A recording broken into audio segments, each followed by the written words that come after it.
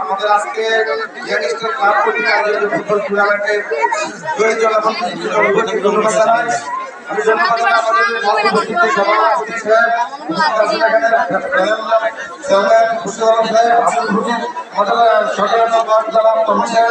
আসলে আমাদের খামপাড়ে গেলে খেলা মানে জমজমাট, খেলা মানে উৎসব, খেলা মানে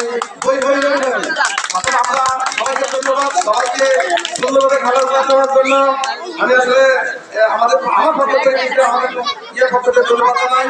তাছাড়া আমরা আশা করবো আগামী দিন আরো সুন্দর সুন্দর খেলা করা দিয়ে আমাদেরকে ধন্যবাদ, আমাদেরকে পুরা আনন্দিত করবে এবং গ্রামকে সুপরিচিত করবে।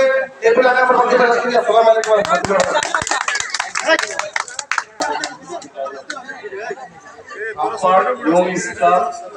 পত্রিকায় আজকে টুর্নামেন্টের খেলা করেছে ফাইনাল খেলা।